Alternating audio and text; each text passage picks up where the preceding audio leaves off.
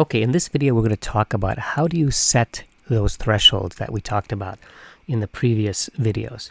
And so we're still in this testing hypotheses area of our framework that we had before. All right, and we talked before about treatment thresholds and testing thresholds. And if we have a diagnosis under consideration that's in the tested zone, we're going to collect evidence to either move it up into the treatment threshold or move it down into the trash it area, right? And to do that, we got to collect more information. And so how do you set these various thresholds? And you can, if you remember from the last example, you may or may not have noticed that I set the thresholds differently. So you can see the testing threshold is in different places for the probability of rain versus the probability of intracranial bleed, because my threshold to action is different in these areas. And let's kind of go over that. Let's say that I set the probability, the testing threshold at 30% for the probability of rain. So if I'm wrong and I say that it's not going to rain and it actually does, what happens? My head gets wet. Not a big deal. So I'm willing to have a bigger zone here where I'm wrong, right? Because it's not as big a deal. Now over here, this is the patient who had an intracranial bleed, so bleeding in the brain. I set it at 10%. So that says I'm willing to be wrong 10% of the time, right? Not 30% of the time. Because if I'm wrong here, it's a big deal. The patient will die. And so I want to set this threshold much lower because the consequence is much bigger. And so how do you look at this? So we had three zones here: our treated zone, our tested zone, and our trash zone. And the size of each zone depends on its cost: the cost of treatment, the cost of testing, or the cost of doing nothing. Now, cost doesn't only mean monetary cost, and usually it doesn't mean that. It might mean the risk of doing this to the patient, the ease of doing this, and maybe also monetary cost. But let's take a look. Okay, so when would you raise this threshold? You would raise the treatment threshold when you want to make it less likely to treat and more likely to test, because perhaps the tests are safe and cheap and the treatment is dangerous. Okay, if you lower the treatment threshold, you're making it more likely to treat and less likely to test, right? Because we're making this testing zone smaller and this treatment zone bigger. And why would you do that? Maybe you have safe treatments. It's safe to treat someone, and the testing could be dangerous or expensive. Now the same applies for the testing threshold. When we raise the threshold, we are shrinking the testing zone and making it less likely to test and more likely to do nothing. And that might happen when tests are dangerous and it's cheap and safe to do nothing. And you would lower it, conversely, if you want to shrink the zone, the probability of which you would do nothing, and increase the chances that you feel comfortable testing, right? And you might do that if testing is cheap and testing is safe and doing nothing is dangerous. And so that's why you would lower the testing threshold.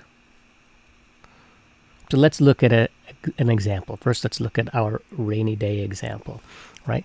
And let's set the treatment threshold. Maybe we want to raise it because of a couple of things.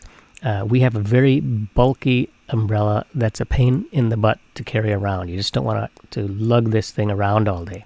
And so the cost of treatment is carrying around a horribly big umbrella. And the cost of testing, maybe it's $2 to subscribe to a new weather app. And you say, you know what, it's worth it so that I can have more data. And so you raise that threshold. You're more likely to test because the testing is cheap, and you're less likely to treat because carrying around that umbrella is costly to you. We might lower the threshold, conversely, if that new weather app was actually $20 a month. You say, you know what, it's too cheap. I mean, it's too expensive for me to pay for that. And I also have a compact, retractable umbrella that I can easily carry around. So the fact that it's, I have to carry it around all day is not a big deal to me. And so the cost of treatment is not a big deal. So we lowered the treatment threshold. Let's look at the testing threshold now, okay?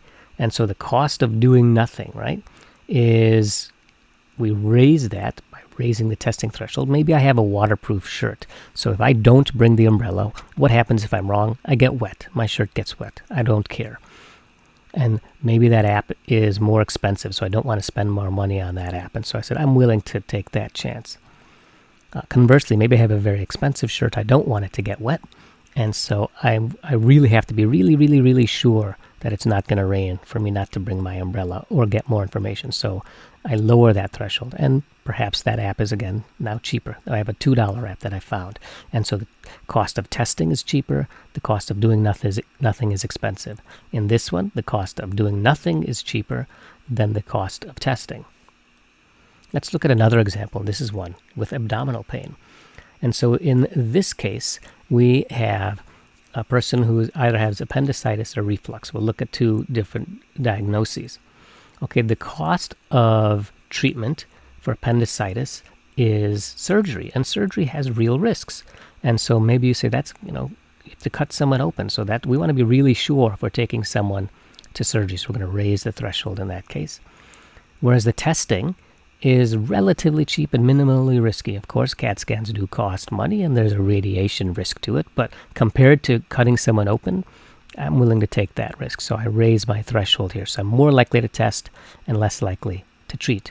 Maybe it's reflux or heartburn, and you say, treatment with antacids is fairly risk-free, so I'm willing to start that treatment. The pills are cheap, and there's really not that much risk to it, so the cost of treatment is not that much. But testing, let's say we want to do testing by doing a stomach biopsy, by sticking a camera down someone's throat and into the stomach, and they need to be sedated for that. So it's a big procedure with a lot of risk. And you see, that it's easier for me to just treat someone than put someone through that testing. And so the cost of testing is a lot, and the cost of treatment isn't. So we've lowered the treatment threshold. Okay, now let's look at the testing threshold. Here, what happened? What's the cost of doing nothing? Yeah, you get a stomach ache, let's say, and you get some heartburn for reflux. That is, if you don't treat them with antacids and they actually end up having reflux. Not a big deal.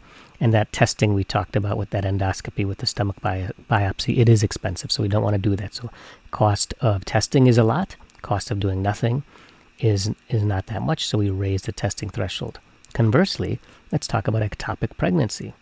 Okay, the cost of doing nothing. An ectopic pregnancy is a pregnancy that is in the tubes, the fallopian tubes, or elsewhere outside of the uterus. So it is a dangerous condition that can easily lead to death.